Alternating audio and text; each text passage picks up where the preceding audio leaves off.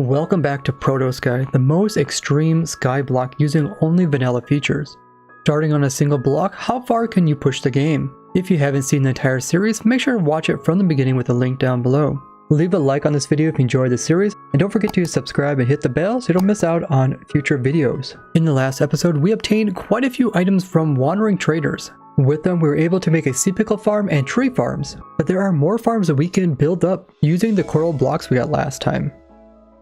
Last time we went ahead and designed up the sea pickle farm here. Nice simple design that I showed a while ago, and put some bone meal in, produces tons of sea pickles. But next up we want to build the coral fan farm. Produces the normal coral flora as well as the fan variations. It could also be a seagrass farm, but we need to go to a warm ocean for that to work. It only works if you bone meal inside of a warm ocean. So we need to take this nether to the closest one, which isn't too far. But we will gather materials up to build a coral floral farm. And it produces the coral that kind of sits up as well as the fan ones. Nearest one is negative, so it's off in this direction. Looks like it ends up right here, which is the same place that high bi is. I think right over here somewhere. Yeah, I think this will work. Let's check out warm ocean. This is all warm ocean. That is good. Got most materials with us. Let's start building. Okay, so we got the layout here. This is where the player will be on the minecart down here. Everything back here is going to be where the water is and where the coral actually grow. So let's put in the water tank next. So next we're going to put in a false floor here, and we'll put water on top of it, or put water over here actually. And then we'll have the water flow this direction. But we need to make sure all this is covered before it will actually flow. Then after it's flowing, that will push all the items over here. We'll need to put in some water down below. And I'll have to see if we need sources or not. No, I don't think we need sources. Well, we'll see. Let's put in some water here, here, and here.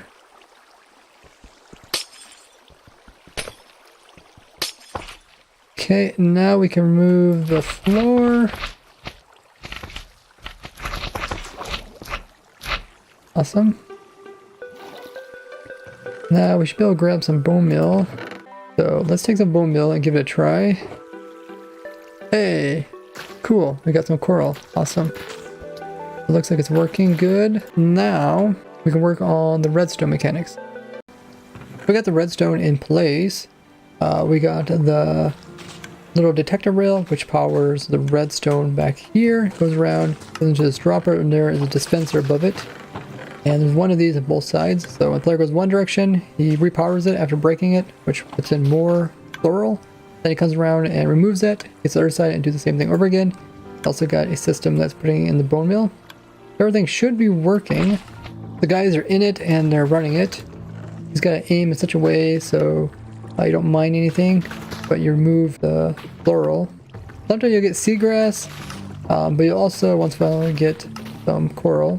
It should be ending up over here. Wow, we got a lot of it. I think we got all the variations. Let's see, let's organize this. Cool. So we got the 5 coral vegetation type. We also got the fan variations. We just gained another 10 more blocks in the world of ProtoSky. Awesome. And if we want to, we can use shears on this. Also get a seagrass farm from this. We do get seagrass already from our turtle farm. This is another way you can get it. We had silk touch on shears and we could actually get both at the same time. Let's go ahead and give it a try ourselves. We'll hop in here and we'll just move towards the end. And it's going to start powering. I do have a silk touch on this axe, so that should also work. We want to aim just low enough so we get all 4 of these in one go. It doesn't matter what type of tool, as long as it's silk touch works. We can easily get tons of coral. We do use coral inside of TNT dupers. Can I get out of this? I can, okay. I would like to also go ahead and make some shears and try out shears with it. So I got some shears. Let's go ahead and try with shears. It'll pretty much just work on the seagrass now. We aim exactly the same. Now we can get seagrass from it. And it's quite efficient, being really large. So any spot that the bone meal produces vegetation, be able to have some on there. We can use the seagrass for other things, such as our turtle farm. We can even make an industrial turtle farm. The seagrass should also come through here. You can see right there. Very awesome. So whoever wanted to like decorate their bases, they can grab all that floral and place it in. And we have a document that is cataloging all the different items that we have obtained so far on ProtoSky. So let's cross off the newly obtained ones. Search for coral. We have quite a few. We have the different vegetational coral. Cross those off. Let's see, those are automatic with a player. Yes, they're not infinitely automatic because you do, well, they actually could be infinitely automatic. You had a way to heal your tools. So that is technically true, kind of like the sprout farm. So that one, we can do that too. And we also obtained them on ProtoSky, so we can check mark that. Same thing for this. We got those coral. Let's go to the next. Next one is bubble. We don't have the bubble block, not yet. We do have to get it from Wandering Trader. We do got these. Those are all completed. We got that in ProtoSky. We also got this one, so we'll check that all off. We don't have bubble yet. Nope. Fire coral. Do have fire coral. It's renewable. Also check off all this. Getting more items acquired. We do have horn coral, so we can check mark all of this. Tube coral. No, we don't have tube coral. We got this one as well. Blue variation, tube variation. We don't have it as a block yet, so we won't check mark it over here, but we can check mark these two. We also have the dead variations of these coral. Let's grab one of each and we'll set them out so they die. That's technically some more blocks that we can acquire. We put these out. Should die. Yep, they're dying. The dead variations are another whole block. I mean, think of all the new blocks we got just from this farm. We got like 10 and then another 10. So that's like 20 blocks. Oh, can I not silk touching? Okay. Oh, they never did fix this bug. Okay.